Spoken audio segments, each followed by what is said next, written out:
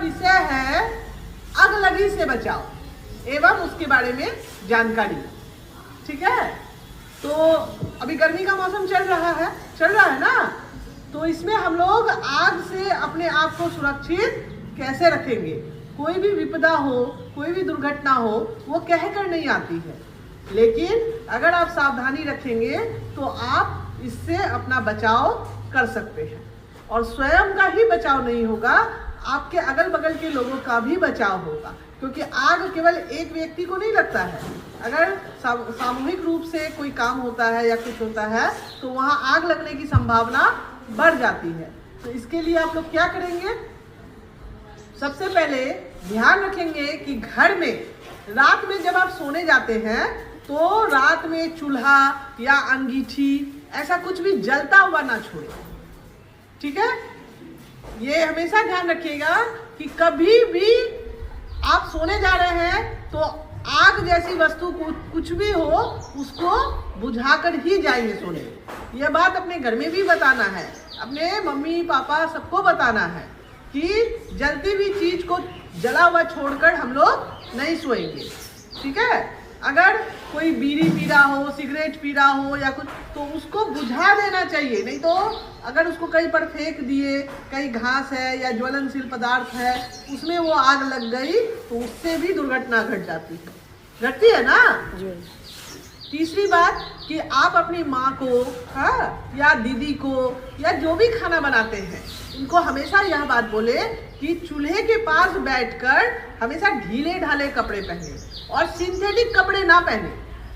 सूती कपड़ों में आग जल्दी नहीं लगती है, लेकिन सिंथेटिक कपड़ा अगर पहना हुआ हो और भूल से भी आग लग गई तो वो पूरे बदन को जला देता है, पूरे शरीर को जला देता है, क्योंकि वो आग रुकती नहीं है।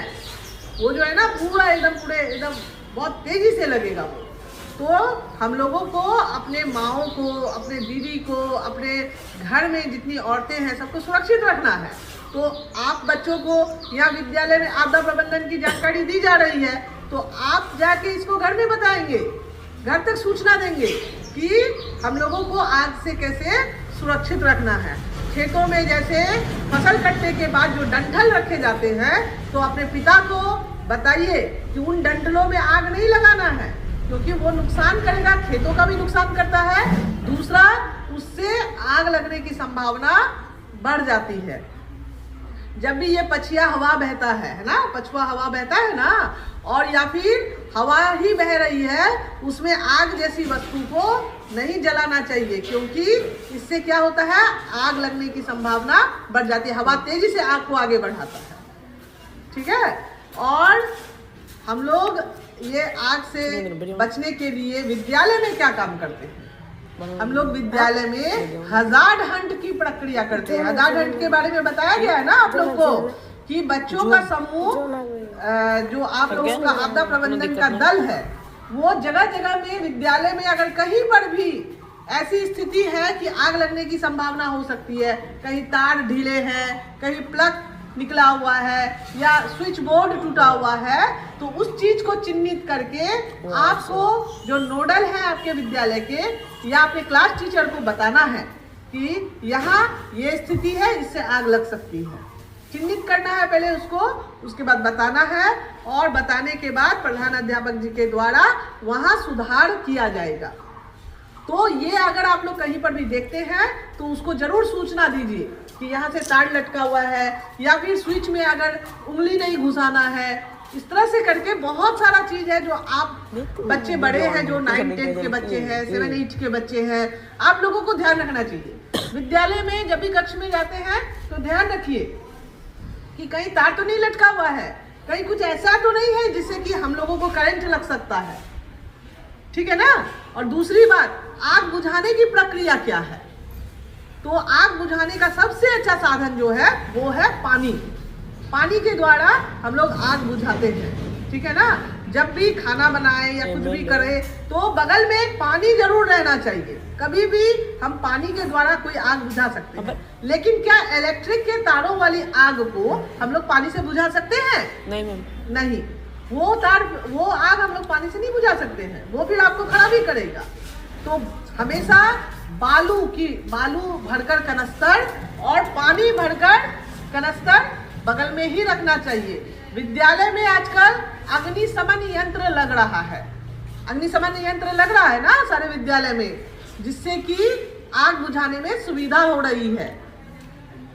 तो ऐसा हम लोग अगर प्रिकॉशंस लेकर चलेंगे, अगर हम लोग सावधानी लेकर चलेंगे, सावधान रहेंगे, तो आग लगेगी ही नहीं। फिर भी अगर होने को कौन डाल सकता है, अगर आग लग जाए तो मैंने जितनी कुछ बताया उस चीज पर ध्यान रखेंगे, ठीक है। अच्छा, दूसरी बात, आग लगने से सबसे पहले किसको कॉल करना चाहिए, कौन से नंबर पर कॉल करना चाहिए? फायर को, फायर ब्रिगेड। वेरी गुड, एक ताली अपने लिए। फायर ब्रिगेड, फायर ब्रिगेड का नंबर क्या है?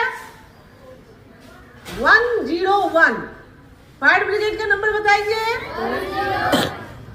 ठीक है, ध्यान रहेगा ना सबको। सबसे पहले फायर ब्रिगेड को कॉल करिए, और जब भी आप कॉल करते हैं या आग लगने की सूचना दे रहे हैं तो हड़बड़ाइए मत, आराम से उसको अपना एड्रेस बताइए कि यहाँ मेरा रखना है। 3 शब्दों को याद रखना है।